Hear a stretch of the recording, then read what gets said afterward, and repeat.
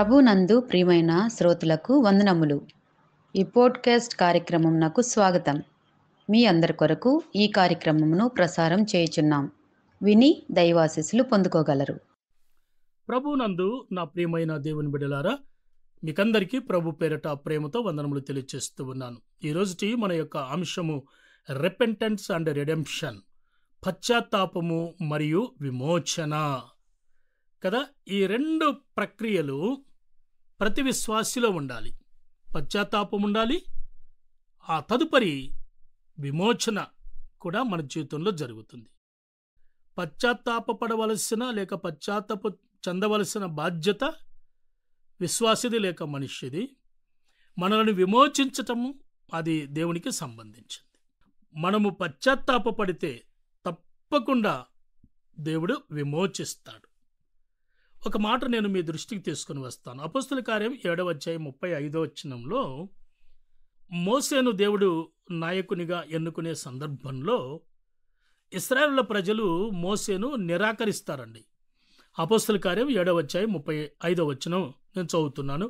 అధికారినిగాను తీర్పరినిగాను నిన్ను నియమించిన వాడెవడని వారు నిరాకరించిన ఈ మోసేను అతనికి పొదలో కనబడిన దేవుని దూత ద్వారా దేవుడు అధికారినిగాను విమోచకునిగాను నియమించను. ప్రజలైతే మోసేను ఇష్టపడలేదు, వద్దన్నారు. కానీ దేవుడు మాత్రము ఆయన్ను విమోచించెను. ఎప్పుడు మోసే జీవితంలో ఈ ప్రక్రియ జరిగింది అంటే, దేవుడు పిలిచినప్పుడు ఒక 5 సాకులు చెప్పి తప్పించుకునే ప్రయత్నం చేశాడు.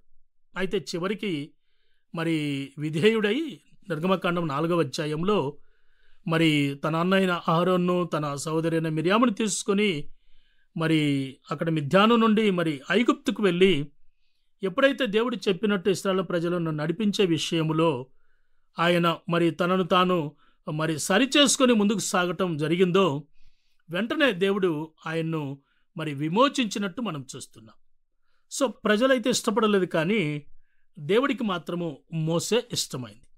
కొన్నిసార్లు ప్రజలు నిన్ను నన్ను కూడా ఇష్టపడకపోవచ్చు, కారణాలు ఏమైనా ఉండొచ్చు. కానీ మనలను పేరు పెట్టి పిలిచిన దేవుడు, మన కొరకు ప్రాణాన్ని త్యాగం చేసినటువంటి దేవుడు మాత్రము మనలను విమోచించాడు, విమోచిస్తూనే ఉన్నాడు. అయితే ఎప్పుడు నా జీవితంలో ఇటువంటి ప్రక్రియ జరుగుతుందంటే, మనము పశ్చాత్తాప పడినప్పుడు. ఈ యోనా గ్రంథం 3వ అధ్యాయం 10వ వచనంలో చూస్తే మరి ఆ యొక్క నినేవే పట్టణ ప్రజలు మరి దేవుడికి అయిష్టులుగా బ్రతుకుచున్నప్పుడు మరి యోనాను వెళ్ళి ప్రకటించమన్నప్పుడు మొదట ఆయన వేరే ప్రాంతానికి వెళ్ళినా ఆ తర్వాత ఆయన పశ్చాత్తాప్తుడై మరి నినేవేకి వెళ్ళి ప్రకటించగా వారందరూ కూడాను మరి మార్పు చెందటం జరిగింది. ఎప్పుడైతే మార్పు చెందారో వారి మార్పును, వారి రెపెంటెన్స్ను, వారి పశ్చాత్తాపమును గమనించినటువంటి దేవుడు 3వ అధ్యాయం 10వ వచనములో దేవుడు చూచి పశ్చాత్తాప్తుడై వారికి చేయుదునని తాను మాట ఇచ్చిన కీడును చేయక మానెను. దేవుడు కూడా ఇక్కడ పశ్చాత్తాప్తుడయ్యాడు. ఎప్పుడు ఈ ప్రక్రియ జరిగిందంటే, వారు పశ్చాత్తాపడినప్పుడు. ఉదాహరణకి ఇప్పుడు సౌలున్నాడు. సౌలును రాజును చేసినందుకు దేవుడు పశ్చాత్తాపడెను అనే మాట ఆ యొక్క సందర్భంలో 2 పర్యాయాలు దేవుడు ఉపయోగించాడు.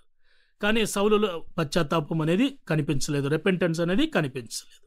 నా ప్రియమైన దేవుని బిడ్డ, దేవుడు నిన్ను నన్ను విమోచించాలంటే నీలో నాలో ఈ పశ్చాత్తాపం అనేటటువంటి గుణలక్షణము నేను కలిగి ఉండాలి.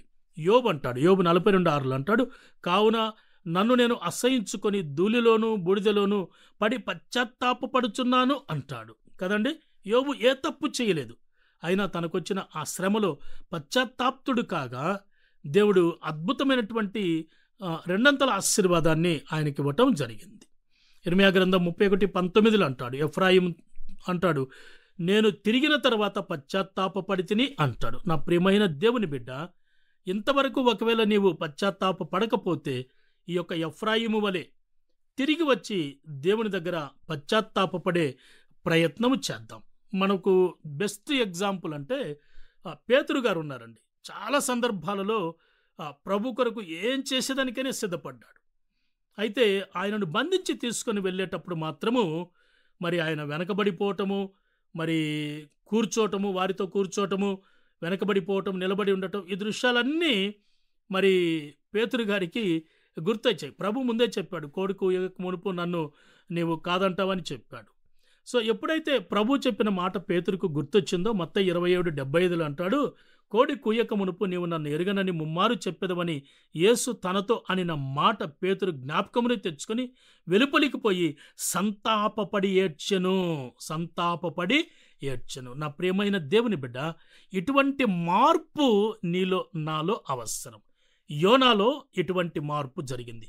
యోబు పశ్చాత్తాపడ్డాడు. ఎఫ్రాయిములో ఇటువంటి మార్పు జరిగింది. కాబట్టే దేవుడు విమోచించాడు. మరి నీవు నేను విమోచించబడ్డామా? విమోచించబడలేదు అంటే ఇంకా మనం పశ్చాత్తాపపడలేదు అని అర్థం. నీవు నేను పశ్చాత్తాపపడే ప్రయత్నం చేద్దాం, దేవుడు విమోచిస్తాడు తప్పకుండా. అట్టి కృపా దేవాది దేవుడు మనకు అనుగ్రహించునుగాక. ఆమేన్.